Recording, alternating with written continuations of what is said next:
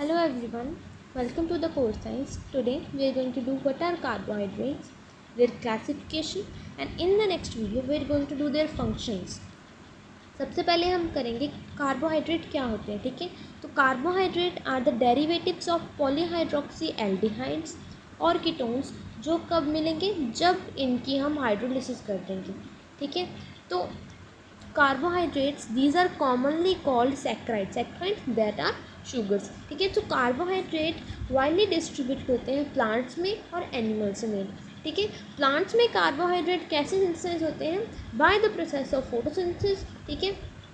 क्या हुआ, carbon dioxide and water in the presence of radiant energy और chlorophyll with the magnesium ion, उसने क्या बना देना है, glucose. Glucose is a form of carbohydrate और ऑक्सीजन बाहर निकल जाएगी, ठीक है। वहीं अगर हम देखें एनिमल्स को, ठीक है, एनिमल्स अपना कार्बोहाइड्रेट कैसे लेते हैं, तो animals get their carbohydrate from the plants directly और इनडायरेक्टली, ठीक है। तो अगर हम बात करें परसेंटेज की, तो कार्बोहाइड्रेट बनाते हैं 1% ऑफ सेलुलर होल। कितना परसेंट, 1%, ठीक है। केमिकल कॉम्पोजिशन अगर हम देखें कार्बोहाइड्रेट की, तो it is formed of carbon, hydrogen and oxygen in the ratio of 1:2:1, ठीक है। तो एम्पिरिकल फॉर्मूला अगर हम देखें तो इसका होता है CnH2ON, ठीक है। जितने भी कार्बोहाइड्रेट हैं, ठीक है, वो इस एम्पिरिकल फॉर्मूले को नहीं फॉलो करते, ठीक है ना, सभी के सभी नहीं फॉलो करते। जैसे कि अगर हम देखें डीएनए की डीऑक्सीराइबोस शुगर, तो वो फॉलो करती है फॉर्मूला C5H10O4, ठीक है। वहीं अगर हम देखें एल रैमनोस एंड एल फ्यूकोस, वो फॉलो करता है C6H12O5, ठीक है। और कुछ कार्बोहाइड्रेट होते हैं जो नाइट्रोजन एंड सल्फर भी कंटेन करते हैं, जैसे कि ग्लूकोज 6 फॉस्फेट, ठीक है। और वहीं कुछ ऐसे नॉन शुगर्स होते हैं जो इस एम्पिरिकल फॉर्मूले को, कार्बोहाइड्रेट के एम्पिरिकल फॉर्मूले को फॉलो करते हैं, जैसे कि लैक्टिक एसिड है, वो फॉलो करता है C3H6O3, एसिटिक एसिड जैसे कि CH3COOH, ठीक है। तो ये थी हमारे पास इसकी इंट्रोडक्शन। नेक्स्ट हम करेंगे हमारा जो मेन टॉपिक है, that is classification of carbohydrate, ठीक है। So on the basis of number of sugar molecules, इनको हमने 3 कैटेगरी में डिवाइड किया है। एक तो कौन सी है, मोनोसेक्राइड, दूसरी है oligosaccharide and third one is polysaccharides, ठीक है। तो मोनोसेक्राइड अगर हम देखें तो ये बने होते हैं 1 शुगर मॉलिक्यूल से। ओलिगोसेक्राइड्स ये बने होते हैं 2 to 10 मोनोशुगर्स, जो कि आपस में लिंक्ड होते हैं बाय ग्लाइकोसिडिक बॉन्ड, ठीक है। ग्लाइकोसिडिक बॉन्ड कब बनेगा, जब वहाँ से वाटर रिलीज हो जाएगा। हमने पहले भी किया है, ग्लाइकोसिडिक बॉन्ड कब बनता है, जब वहाँ से वाटर बाहर निकलता है, ठीक है।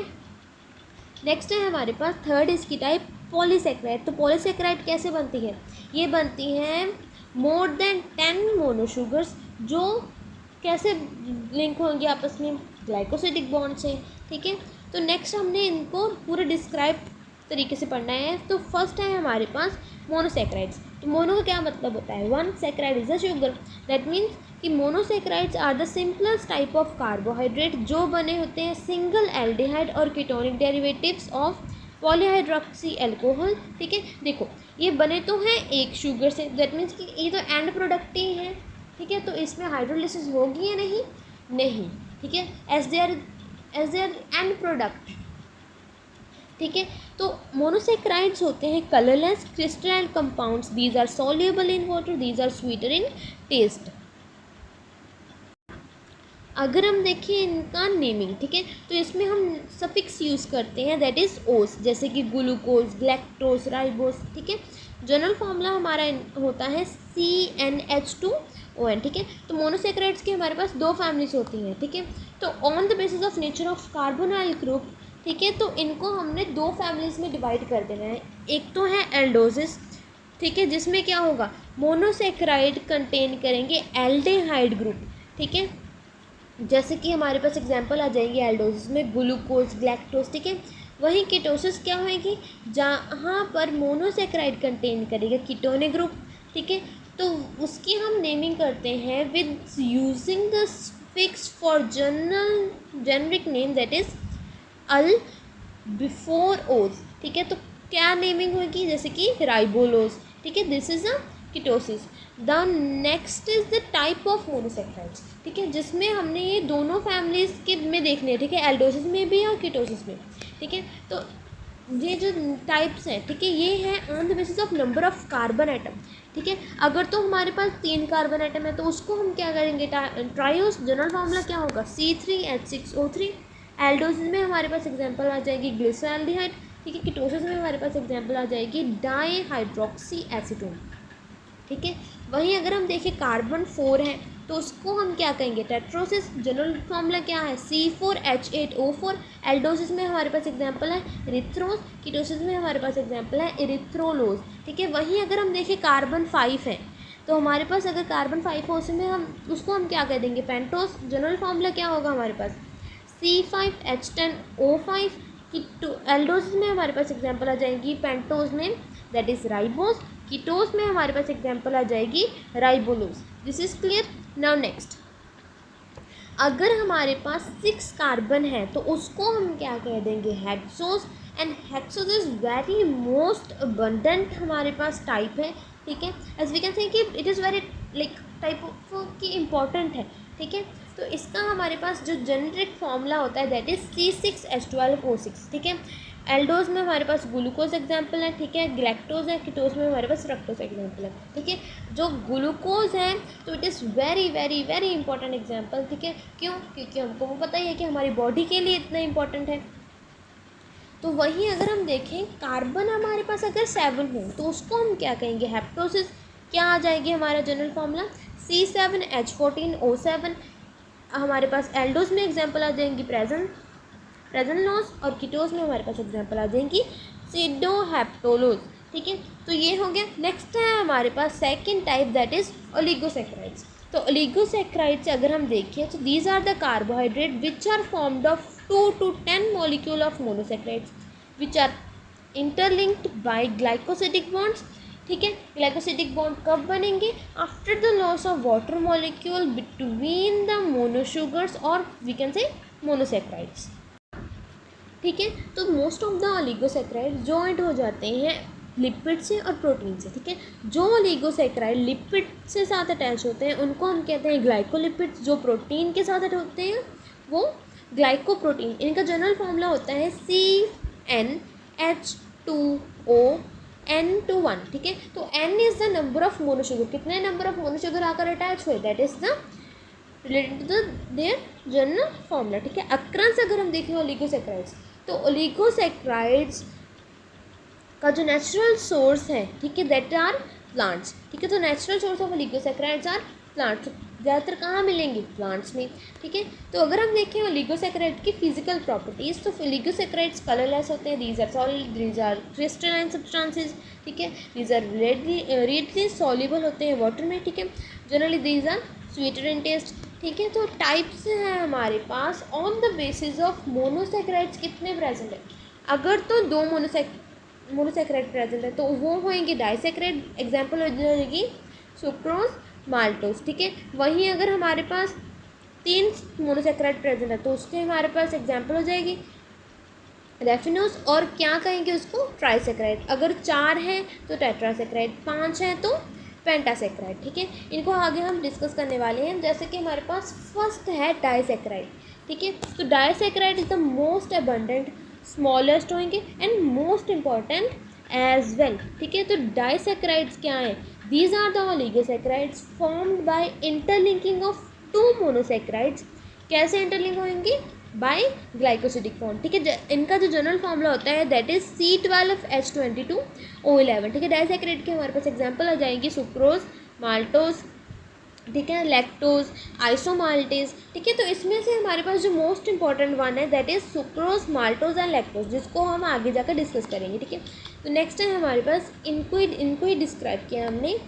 सबसे पहले है हमारे पास माल्टोज। तो माल्टोज कहाँ मिलता है हमारे को, maltose is generally found in germinating starchy seeds, ठीक है।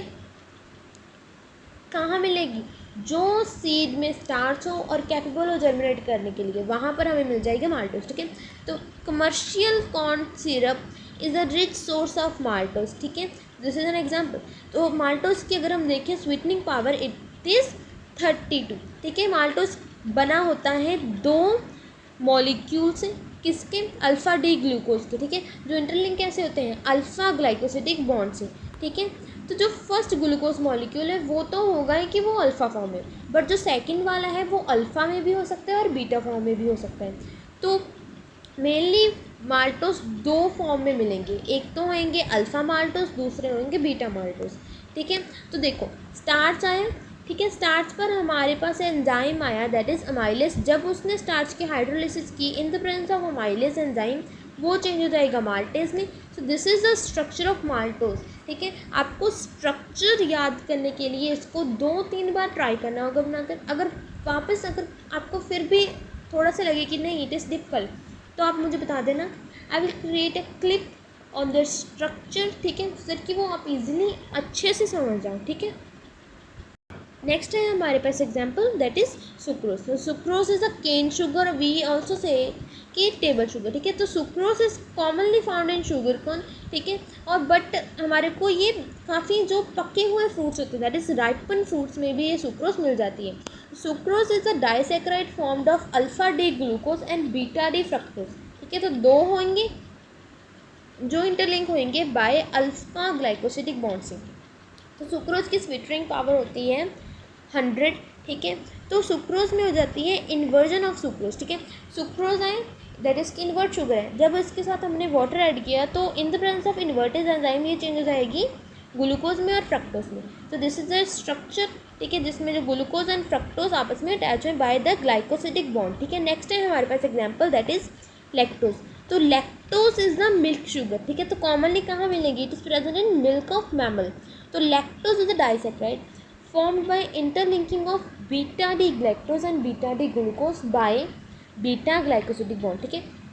तो लैक्टोज हमको पता है कि milk is not very sweet, तो lactose is not very sweet, इसकी स्वीटनिंग पावर होती है अबाउट 16, ठीक है।